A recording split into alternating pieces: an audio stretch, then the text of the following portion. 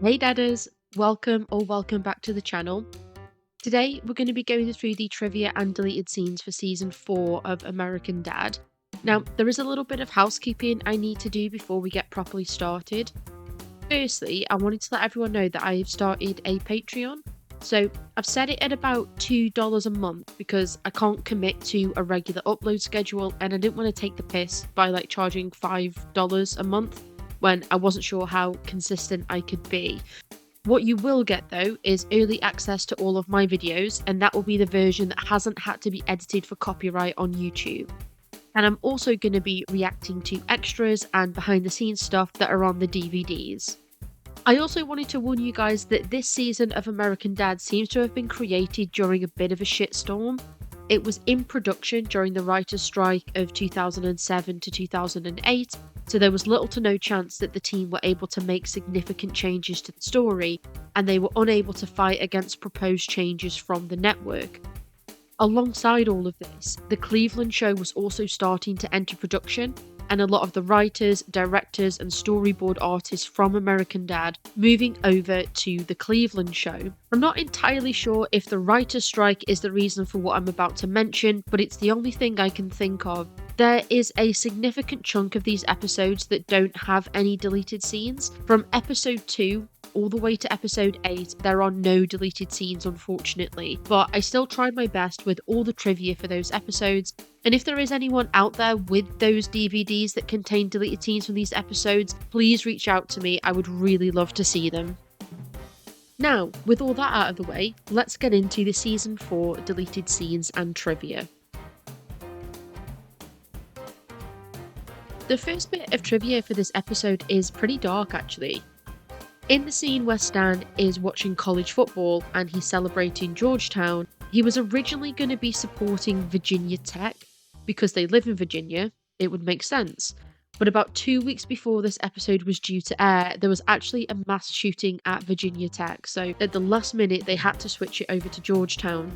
They actually show the outfit in the deleted scenes. I'll play the clip now because it's relevant. So I don't really know how to scuba dive? You can't even swim! So here, where the casting director holds up Roger's headshots, we see the name is Betty B. Getty McClanahan, which is an amalgamation of all the Golden Girls, Betty White, B. Arthur, Estelle Getty, and Rue McClanahan.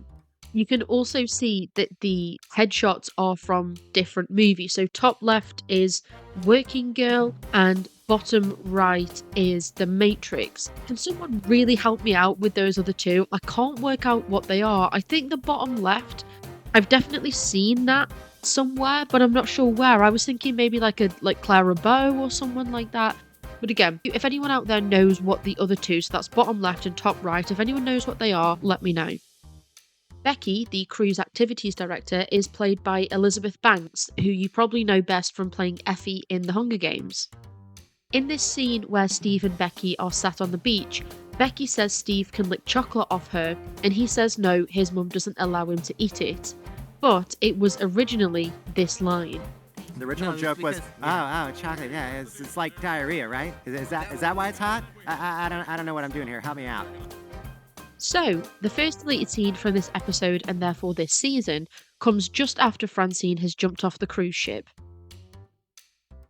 Francine! Mom! What are we gonna do? I can get a lifeboat. Well, good for you, sweetheart. What am I gonna do with a lifeboat? We could use it to go search for her. That's a great idea. I thought you were just rubbing my face in it. You know, boat employee, access to all areas, but no, lifeboat search for Francine. That could work out for us. Is it just me that thinks Stan's muttering at the end there is very reminiscent of Peter Griffin? And next up is another scene in the cave.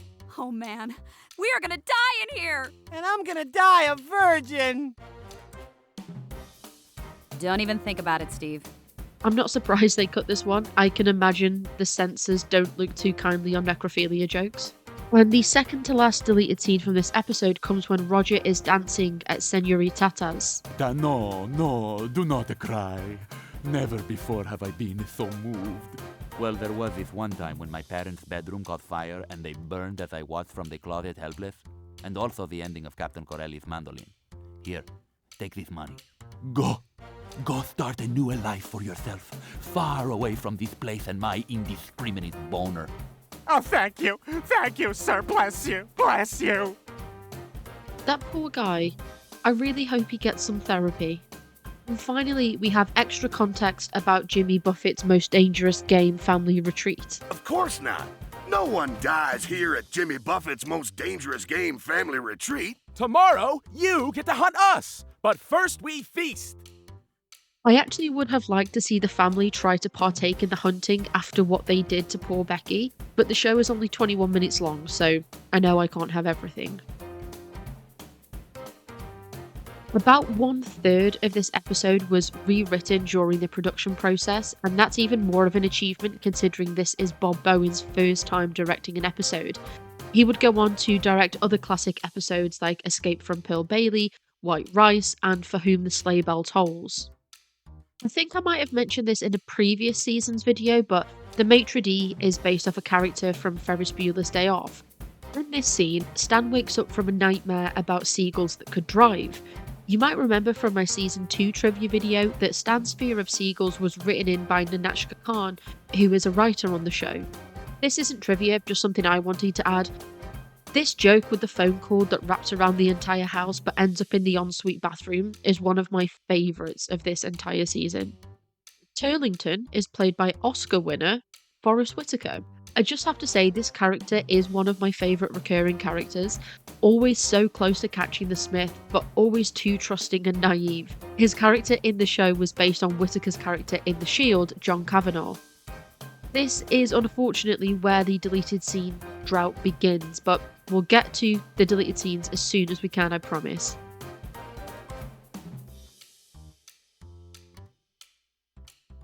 The fortune teller is played by legendary actress Eartha Kitt. Mike Barker said that she was amazing to talk to, really flirty and funny, and honestly, I wouldn't expect anything less from her. Another bit of personal opinion from me, but this B-plot with Roger tricking Steve into thinking that he's going to Hogwarts is probably my favourite B-plot of any episode of American Dad. Now in this scene of Stan and Brett in heaven, the song in the background is Sister Christian by Night Ranger, and you might remember that Stan and Roger sing this song in the car when they're both baked in joint custody. The chef who shouts "Order up" is Eric Stonestreet, most well known for his role as Cam in Modern Family. Roger's outfit in this scene is a reference to Al Pacino in Scarface. This fight scene between Roger and the Death Eaters is only on screen for about 30 seconds to a minute, but it took over 300 pages of storyboarding. Once again, so in awe and grateful to all the hard work that the team puts into creating this show. The guys on the commentary said that right up until the colouring stage of production, they were still reworking the final act of this episode and almost had to go with what they said was a really bad ending. The original ending was that Brett does die, but then Stan meets Brett's twin brother who is a Christian. That was until one of the producers, David Hemmingson, pitched the idea for Brett to become a Satanist instead. Personally, I do think they went with the better option. It's way more ironic, almost like Stan wishes on a monkey's paw.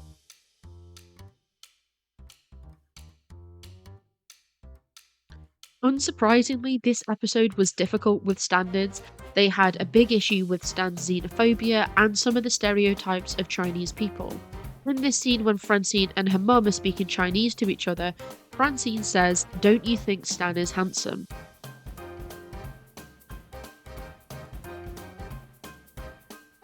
This episode is only the second time that they have had to use the shortened intro as they didn't want to cut 20 seconds from this episode.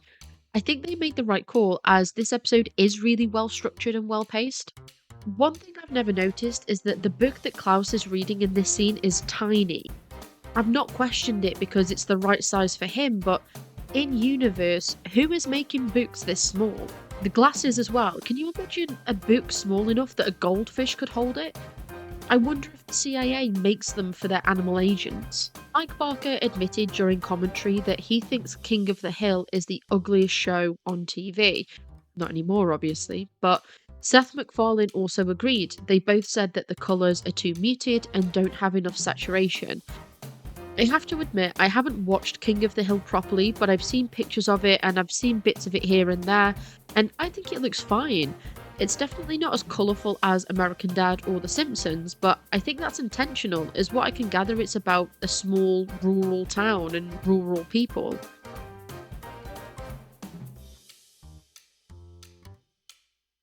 Roger's persona in this episode is called Chili, and that's based off one of the sound editors, Sean Kirkhoff.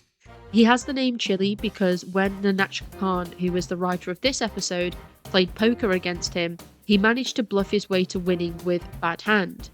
If you've watched my other trivia videos, you won't be surprised to know the noise of this rabid ferret on a stick is done by D. Bradley Baker, such a phenomenal voice actor, and he really doesn't get enough credit in my eyes. The part here where Roger says, "They're all terrible," about the show Quintuplets, that line was ad-libbed in the booth by Seth MacFarlane. Now, here is an extended scene that you won't see on streaming. Usually this cuts just after Francine gets back into bed, but on the DVD, we get... This is the one we They wouldn't wanted. let us. It used to cut right there. Oh, you put it there. Pencil sharpener, just sharpening my pencils for my meeting tomorrow. God, I'm so annoyed they had to cut this. There's also a Comic-Con read of that scene on the DVD, which I shall very kindly play for you now. Too embarrassed to do it now.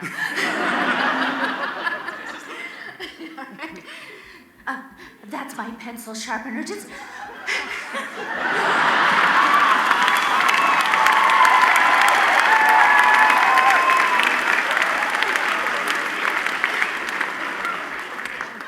just sharpening my pencils for my meeting tomorrow. Stan hangs his head in shame. And just to finish off for this episode, the whole premise is that Stan has never killed anyone, but he has. He's killed Jackson's double in It's Good to Be the Queen, and Eric in I Can't Stand You. I was also going to add Jay Leno, but he appears in future episodes, so I'm going to say Stan didn't quite kill Jay Leno when he snapped his neck in Stan of Arabia.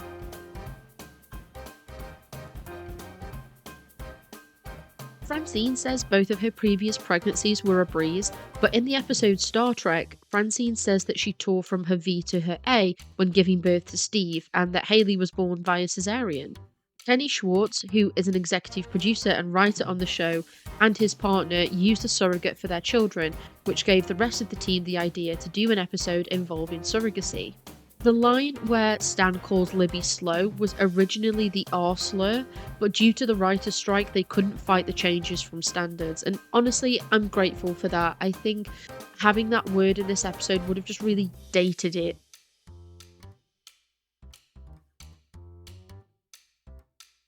Now, this episode was originally written in 2006, but didn't air until 2008.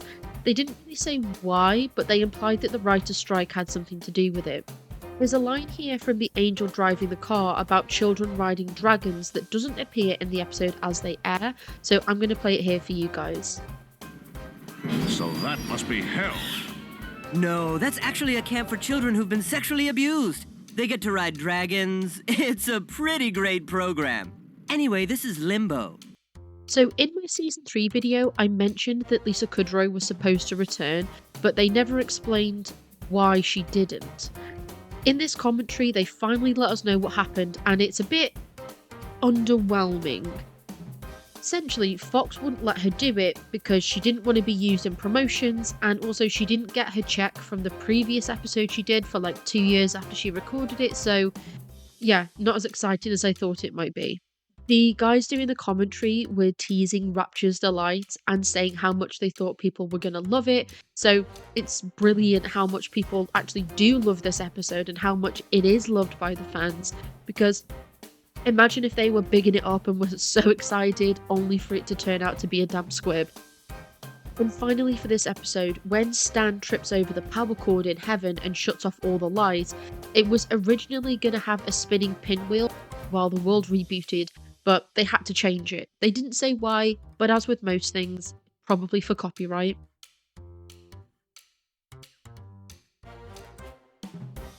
It was really crazy to hear that Mike Barker didn't think this episode would work. He didn't think that enough happens. And I say that's crazy because this is low-key one of my favourite episodes. It is a very small episode though, as there's only one guest actor, and that's Patton Oswalt playing the guy at the cinema. Speaking of the cinema guy, When he says that the film starts at 5:50, that occurs 5 minutes and 50 seconds into the episode, if you don't include the opening titles. Rachel McFarlane says that when she gets the script, she reads her lines and the bits around it as she likes being surprised at the table read, whereas Wendy Schaal reads the entire script. I thought that was fun to include because it's nice to see the different processes that the actors have going into each episode. Francine isn't wearing any shoes. I've never noticed that before, but they pointed out in commentary. And this is due to an earlier scene that was cut where her heels break and she has to throw them away. Maybe we'll get to see them in the deleted scenes. We don't, because there isn't any deleted scenes for this episode. Yay! Mike Barker ended this commentary by being really nice and sincere to the cast and crew, so I thought I'd try to play as much of it as I can without copyright blocking it. This is the last commentary on Volume 3, and can I just say, for the record, I've so enjoyed doing this show. It's been a lifelong dream for me. I love working with you ladies. You're like the most talented actors I've ever worked with. The writers that I've worked with are so unbelievably sharp and cool. I mean, our staff, we go out like almost every night because we don't get sick of each other during the day. That's how much we love each other. This has been a sublime, supreme, awesome experience, and I don't think it can ever be topped.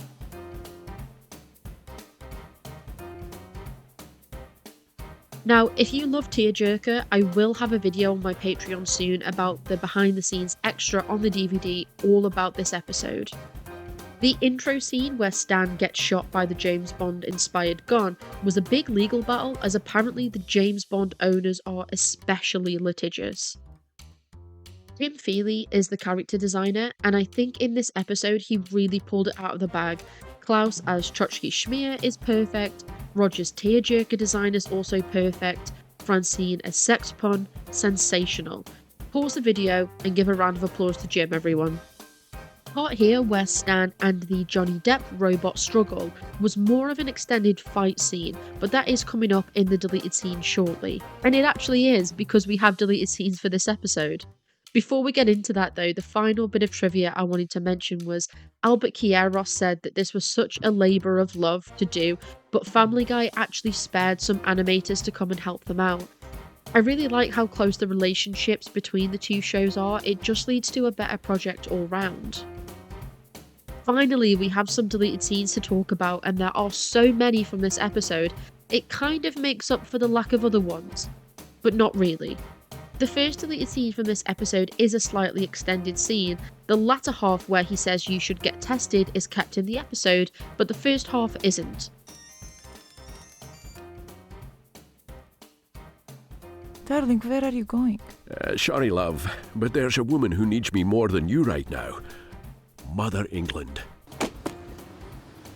I've had sex with a lot of women, and let me tell you, you should probably get tested. They did mention in the commentary that they had to change a lot due to it being too close to James Bond, so I reckon the Connery impression probably had to go. And this next one is another slightly extended scene.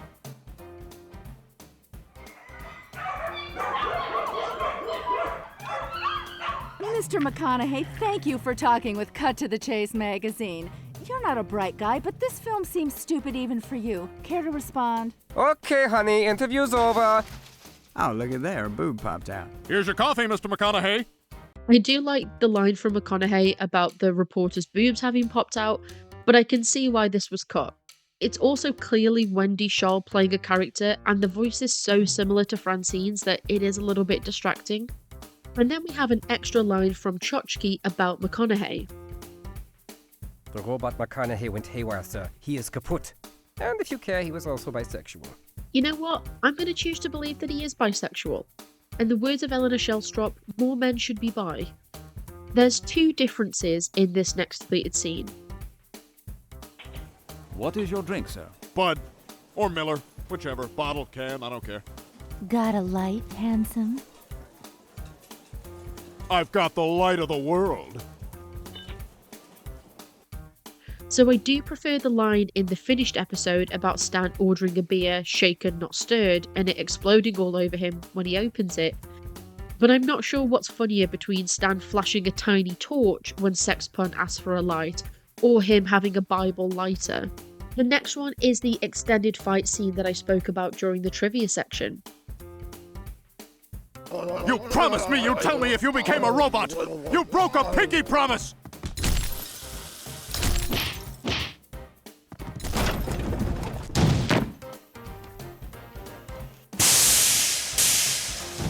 I once found a robin's nest in Tim Burton's hair. Whilst I do like getting to see a little bit more action, I think the struggle with the milkshake in the final cut is better than this.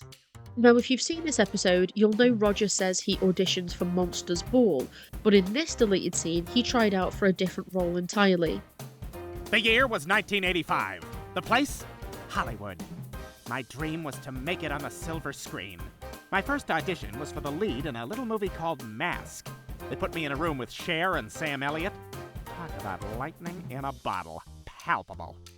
But when I auditioned, the producers didn't cry. They just laughed.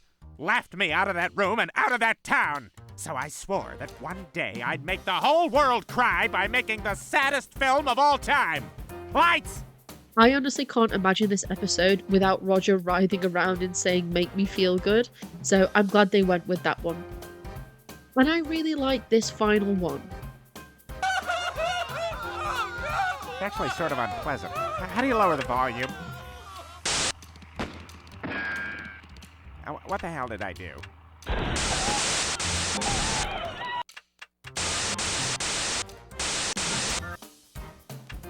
Mike Tearjerker, your brother-in-law boned me on my home theater. I like that Mike is referenced as his terrible workmanship has been a running joke in this episode, but I think Tearjerker fiddling about like this makes it just a little bit too silly for a James Bond parody.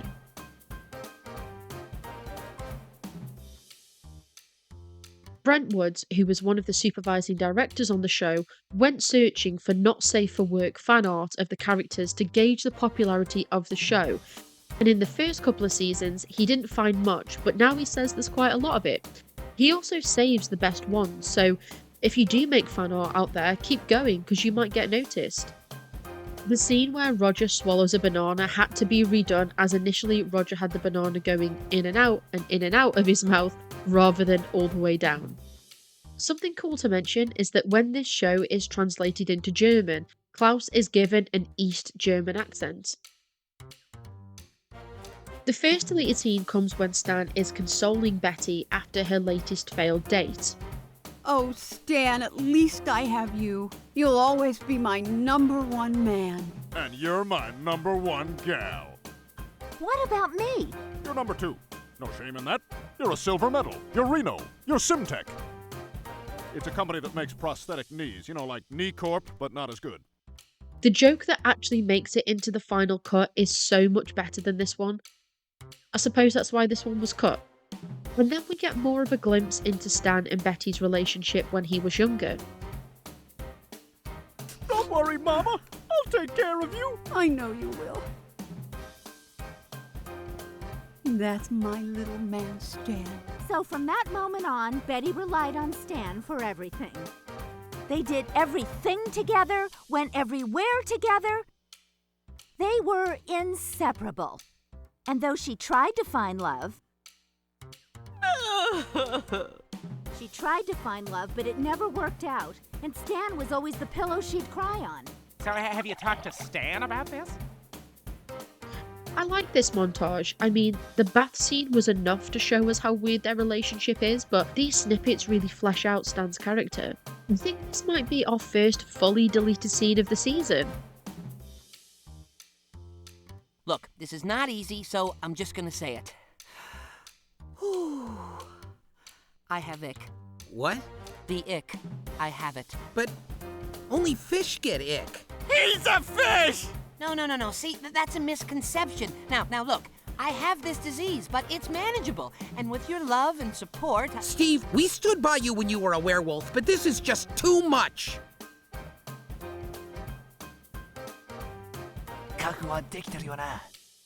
Toshi has so many lines that end up in the deleted scenes. If all of his lines were kept in, he'd probably have more than Barry, not even joking. And they're good lines too. This next one is mostly the same, but there's an extra line from Roger at the end.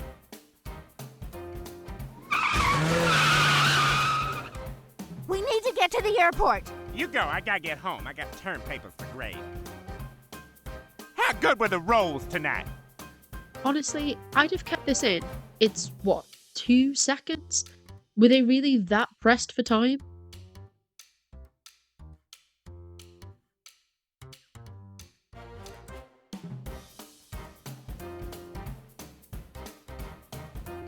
I mentioned earlier about the writer's strike, and Matt Weitzman and Mike Barker brought this up again in this commentary. They said how they didn't edit this episode due to the writer's strike, but they still wanted to keep the animators in work. It's crazy how good this season is considering all the issues in the background. Now, in last season's trivia video, it was mentioned that this B story, get it? B story? Beads. Bees? Beads. Beads? Job's not on board. Was originally in one of last season's episodes, but they scrapped it. Clearly they loved it so much they brought it back, which I personally am grateful for. I love this B-plot. Something I noticed in this scene where Stan is brushing his teeth is that Francine is lying on the wrong side of the bed. She sleeps on the other side, doesn't she? In the background of this scene, you can see Easter eggs for old episodes of American Dad. You can just about make out Stan's red rocket boots from Finances with Wolves in the top right corner here, and in this frame we can see Stan's wood burning equipment from A Smith in the Hand, and also one of the celebrations from the American Dream Factory. There might be some things that I've missed here, so make sure to let me know in the comments if there's any other Easter eggs you guys can see. The first deleted scene from this episode is a couple of extra lines from Stan and Francine. Damn it, Stan, how come you never share? You never talk to me. Is this because Julie was over here poisoning your mind again and measuring time and haircuts? Stan, she's a hairdresser and her husband's disappeared. He's probably just on a secret mission. No, she said he would have told her about that. He tells her everything. Yeah, the chat about Julie being a hairdresser and her poisoning Francine's mind just isn't funny to me, so I'm glad that they cut this. And this next scene also has a couple of extra lines, but this time from Klaus. Don't listen to him. He's just jealous. You could have had first prize. Hello, talking goldfish. Oh, Your Highness is going out for her morning constitutional. This isn't particularly funny, but my biggest issue is that talking animals seem to be a common enough thing. As Reginald is out and about, Klaus talks to human guests. He also has a rap career, so would Steve even get first place for a talking fish? Another extended scene now, and this comes when we break the fourth wall for the 1000th vagina joke. Thank you! Did you know about it? You did, you dirty bitch! We share a dressing room? She didn't say a word. I love it when American Dad does this. It makes the world the characters live in feel more real. And the final deleted scene, usually this cuts off after the monkey steals Stan's plum. Stan, there's something I have to tell you. Oh, I gotta go. A delightful monkey just took my plum.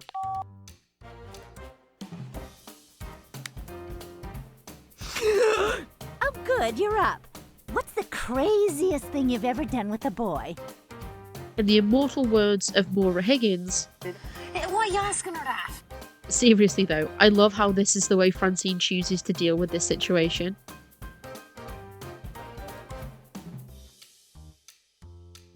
In the commentary, they said that Mr. Hallworthy was a senator.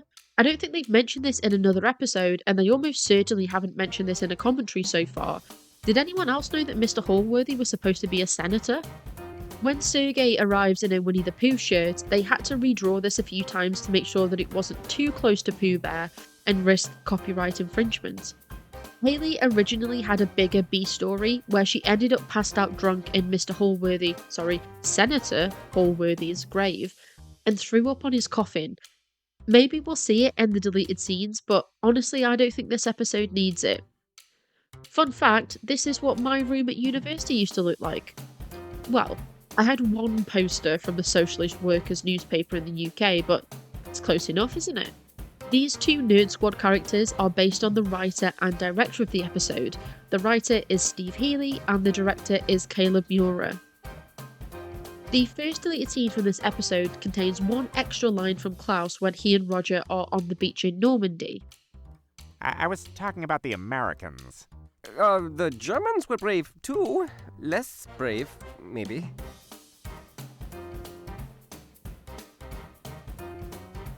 Guy probably killed my uncle. I don't think this joke adds anything to the scene, and it's more of a Family Guy joke. Now, I like Family Guy, but American Dad has its own style that I would like them to stick to. This next one is a fully deleted scene. Yes, hi. Are you the spy known as the Cairo Puppet Master? No? Alright then. I'll call 5 more random people. If that doesn't get him, he's either dead or moving in down the street.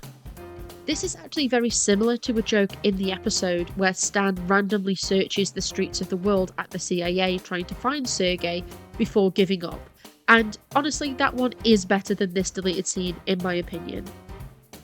I actually had to watch this scene a couple of times trying to work out what was different, and then I realised there's 2 differences. Look at this crazy upside down writing!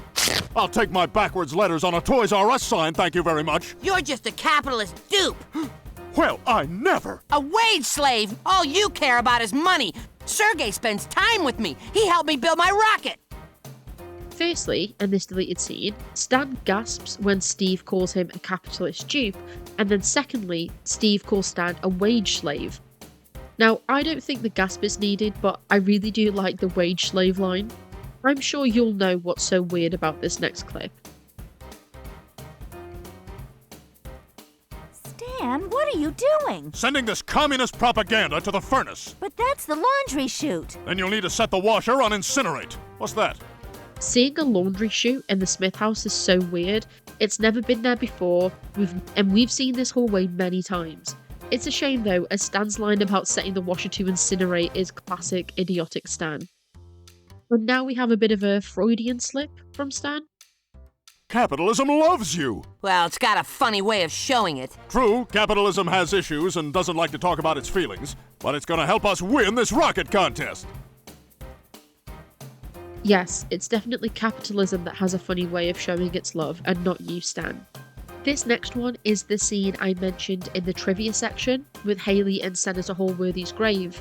And so Thayer Stoughton Holworthy leaves this earth in the same manner in which he lived, with honor and dignity.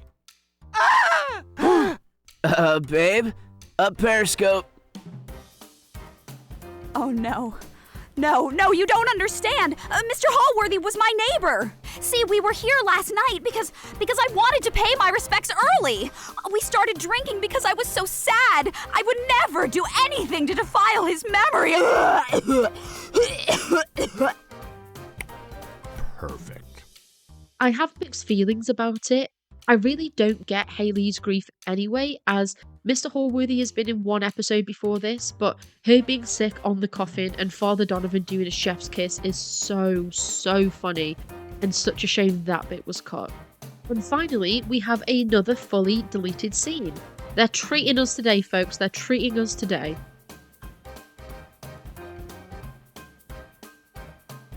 You know, I need to thank you. I know it sounds silly, but you saved my life. Yeah, this was a pretty nice trip. What is this? I don't know. It's not mine. Drugs. What? Roger? You know this fish? No, I'm here with my church. Sorry. That smuggler said I could use his portable DVD player on the plane if I got his stuff through customs. Roger! I'll wait for you. At home. I love the idea that Roger would be willing to risk Klaus's life to use a portable DVD player. He probably fell asleep during the film too.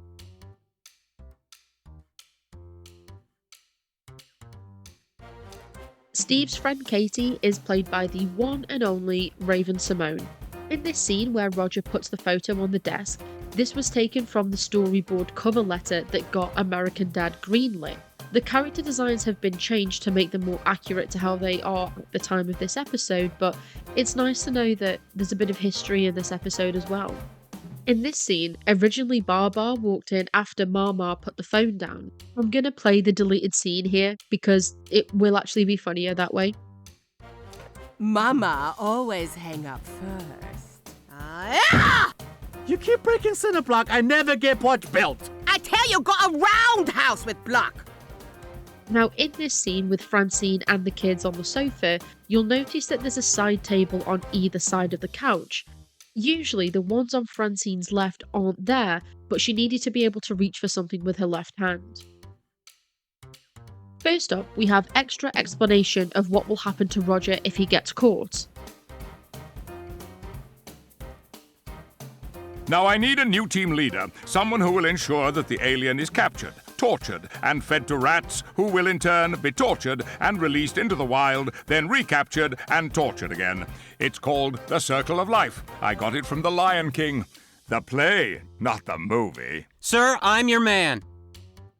It's a shame we don't get the line about Bullock getting the idea from the play, not the movie, but other than that, I can see why this was cut out. This next one has a deleted line from Steve talking to Katie about the potato.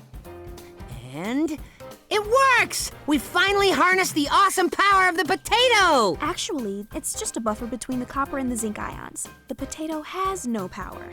No power? It powered a nation of drunken poet lovers for hundreds of years! Yeah, I do accents. I tend to find Irish jokes a bit meh in general. I think it's because I'm English and we oppressed them for centuries, so it doesn't feel right to stereotype them. Anyway, long story short, I'm not bothered this one was cut. Now this one I am really glad was cut, but not because I don't like it. How could Steve bring that left-handed girl into our home, scribbling away at our kitchen table with her left hand? Like she's normal, like she's one of us. That's where we eat! I'm glad this was cut because I think hiding the fact that Francine hates Katie because she's left-handed opens up the possibility that she is actually being racist for a lot longer, and that creates that tension that's building up throughout that episode, and finally that release when we find out it's only because she's left-handed. And then we have a deleted joke from Bullock. Give me that! Are you crazy? Ow, you're gripping. You have to take this seriously. Both of our asses are... Smith, must you compare your butt with every new agent that comes through these doors? So insecure. I just stopped by to see how our new alien hunter's settling in. Unsettling is the word I'd use, sir.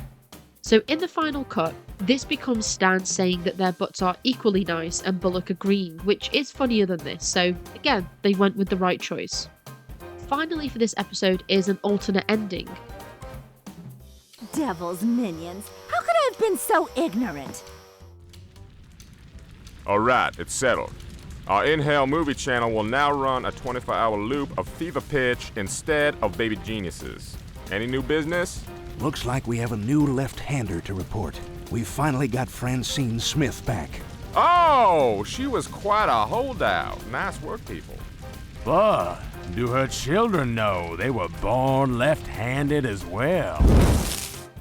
I actually really like this ending, but similar to other critiques I've made before, it seems a bit too much like a Family Guy cutaway joke to be in an American Dad episode. I would have kept Francine's left-handed cleaning in though.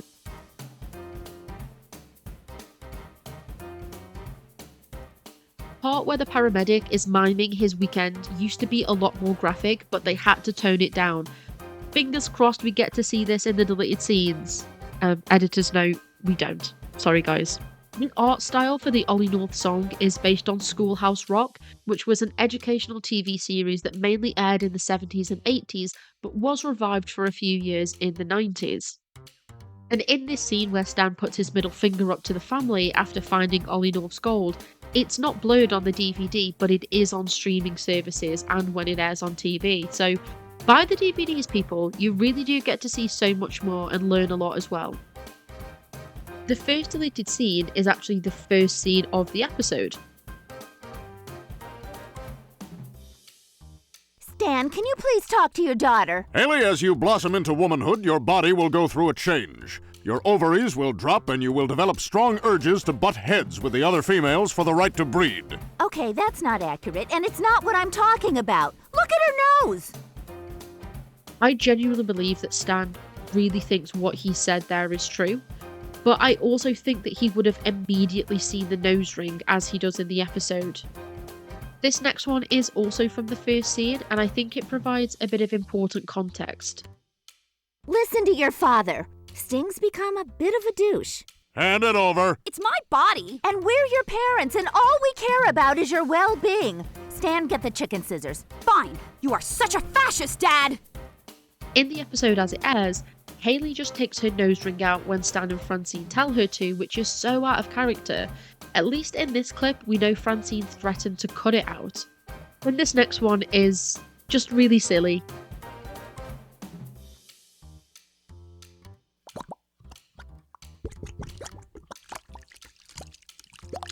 Upside down in a car full of chocolate pudding! Damn it! At the academy, we only train for tapioca!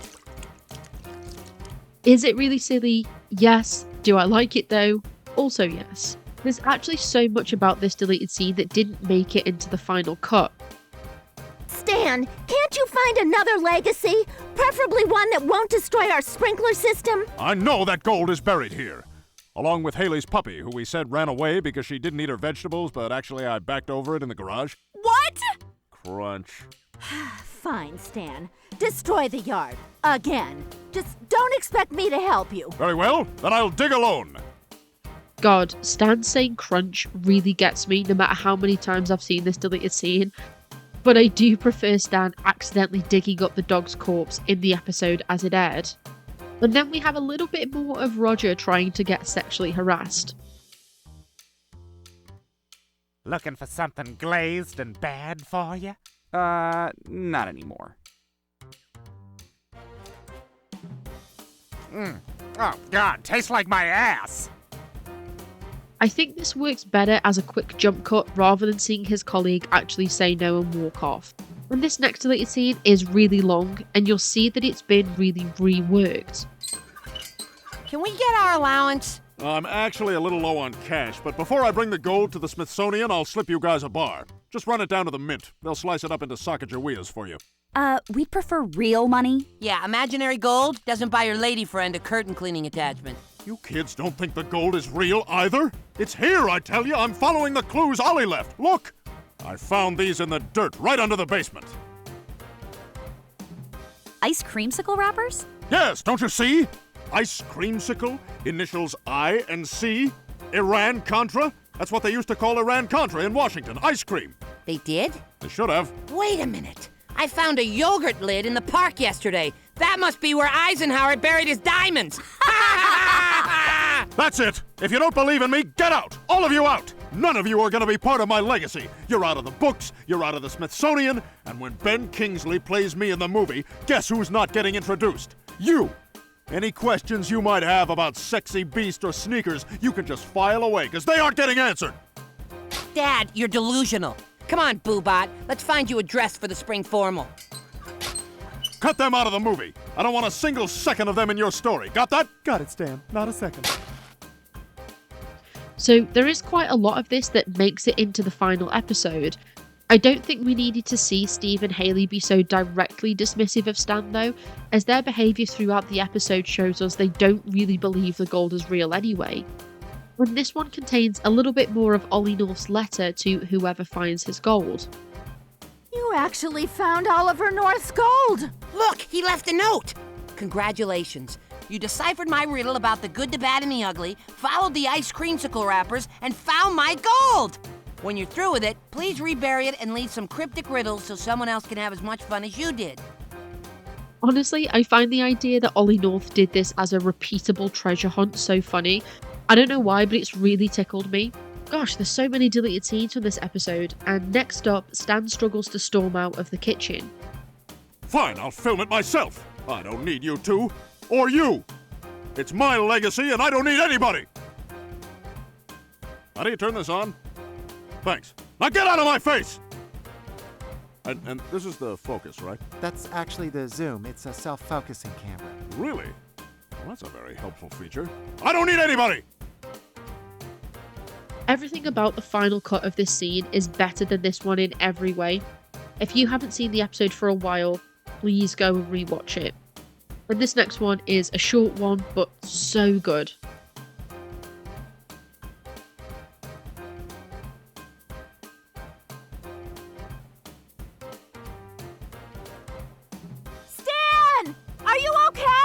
Yeah! Hey, you look like ants from down here!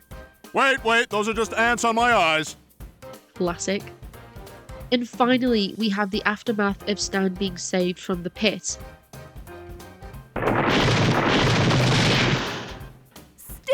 I thought you were dead! And yet you didn't take your own life as a result. We'll talk about this later. Sorry you lost your legacy, Dad. Turns out the gold wasn't my legacy. The real mark I'm going to leave on this earth is you two kids. Oh, Daddy. And I'm not gonna let you screw it up! No! Steve, I talked to the mini fridge, and she's up for a 3-word. I am gonna be all over you two from now on. You're not gonna make me look like a big future jerk in front of all the future people. Ow! Ah! I'm so glad to have you back. Like you could ever land a geologist. You're hot, Francine, but you're not geologist hot. Life here in Langley Falls is returning to normal as a team of forensic veterinarians remove the mutilated carcass of a donkey from this pit of death. But look it, was one man's obsession worth the horrific cost? In this reporter's opinion, Can I have juice? So at first, I thought it was funny that Stan wanted Francine to take her own life in grief and that he kicks the vacuum into the pit. But as soon as he ripped out Hayley's piercings and put down Francine's looks, I thought this just got really nasty. But that kid reporter stuff is hilarious. I love that they bring him back. I would bring him back in future episodes. I think he's so cute.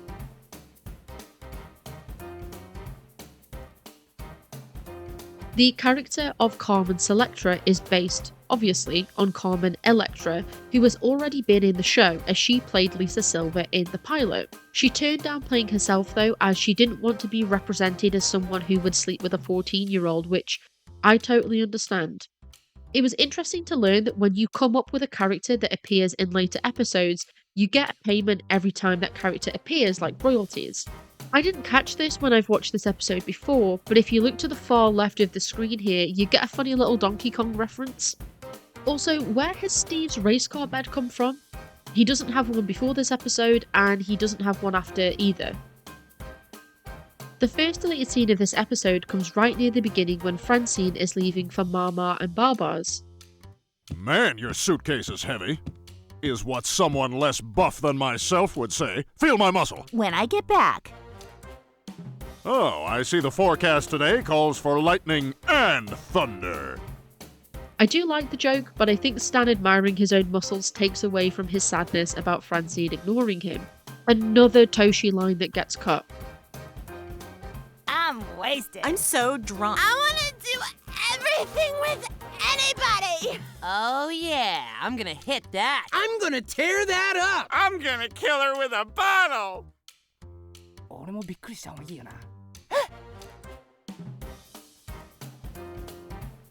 Let my man speak. Another fully deleted scene. This must be to make up for all the episodes that didn't have any. What the hell? Damn it, Klaus! Why are you playing this morbid intellectual crap? You're bumming everyone out! It's German industrial Bauhaus! If Horrible were a person and had a child with its lover, Terrible, this music would be the cries of their baby. Named Alan, after Terrible's father. It's so interesting to see how Klaus's character has changed, as in recent episodes, Klaus would have been blasting a SoundCloud rapper or one of his boys. The joke itself though about how terrible the music is kind of loses me when we can't hear the music. And now we have the team making some not too subtle digs at Carmen Electra. Carmen Selectra? Doesn't he mean Carmen Electra? Yeah, if she were younger, hotter, and had an ounce of sense of humor about herself. Yeah. Welcome, MTV Below the Line workers. I don't know, I don't think it's crazy that she didn't want to be portrayed as a nonce on international TV. This next one really got me as a psychology graduate. What are you smiling about, Tracy? You still don't got a boyfriend! I left my wife. My whole life is ruined. What is wrong with me? Class? Personality disorder? No, come on. He's in his 40s. He left his wife for an inappropriately younger woman. It's a classic example of A midlife cry. Did a pole go through your head and suddenly you're mean? Sick Phineas Gage reference, bro. Sick reference, though, bro. Oh, thanks, bud. Dude, your references are out of control. Everyone knows that. And finally, we have the passing of Carmen Selectra. Oh my god, she's dead! Carmen is dead! Oh, if only she'd had some sort of cushioning on her chest. Something not real, fake if you will, to withstand the impact. Oh, this is horrible! What a tragedy! Oh, come on! Oh my god. That's it. That's what's been missing. It's not a real party until somebody dies. Now, someone getting hit with a ball is always funny. It is always funny. But I also think that Roger being the only one who isn't taking this seriously is the right way to go. So there we have it, the trivia and most of the deleted scenes from season 4. If anyone has a different copy of the DVDs and has the missing deleted scenes from this season, can you reach out to me on Twitter? My username will be in the description. I would really love to get my hands on them, and then I might do a top-up video. As always though, thanks for watching guys. Please like, share and subscribe, and please sign up for my Patreon if you really want to support the channel. I'll see you in the next one. Bye!